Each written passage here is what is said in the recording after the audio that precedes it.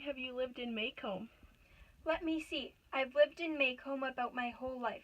I grew up with Atticus Finch, you see, and he's never lived anywhere but Macomb County. I see you have a lot of plants. How did you get interested in gardening? I was a young girl. My mother would take me out to our family garden and had me help her out with the weeding and watering. I learned to love all plants through her. How and why have the roles of children and youth changed over the years? I remember growing up. Children then were supposed to be seen and not heard. You were very respectful to adults, and you never in your life would have disrespected them, or so help you God. These children nowadays are more informal and have more leniency. I suppose it's the parents. They have different expectations now. How has the Finch family affected your life so far? Atticus and I have known each other since the beginning of time.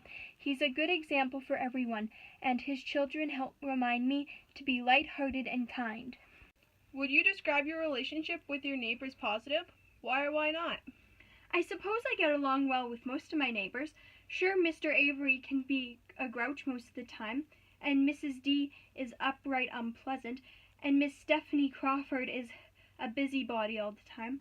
The Finch family is very lovely. Jem and Scout are good children. Sometimes the people can get annoying, but we all fit well together. How do relationships with others, such as parents and grandparents, affect the identity, values, and beliefs of children and adolescents? Parents influence our beliefs by guiding our lives by theirs. We grew up with those we look up to telling us how to behave and what is acceptable. Our minds either reject or accept these choices. As our minds mature, these choices shape how we view the world. Our worldview shapes our identities, values, and beliefs. What do you think of the town's treatment of black people? Well, the way most people treat blacks is horrendous. There are some kind souls, such as the Finches, but almost everyone else is plain cruel to them. Everyone has the same disease. Do you truly believe that Tom Robinson was innocent? I do not personally know Mr. Robinson. However, I personally know Atticus Finch. I know Atticus wouldn't have done such a stellar job of representing Tom if Atticus did not really believe he was innocent. I believed Tom was innocent on my own, though.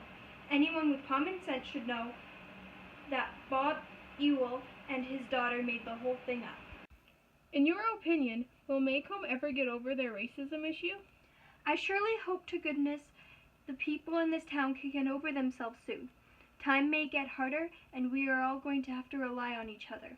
We cannot be a good functioning town if we are torn apart by our ignorance.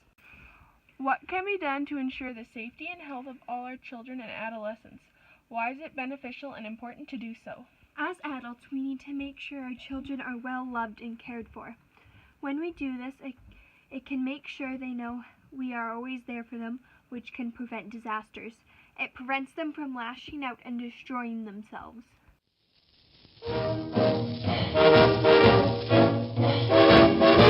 What do you think of the town's treatment of black people? Well, the way most people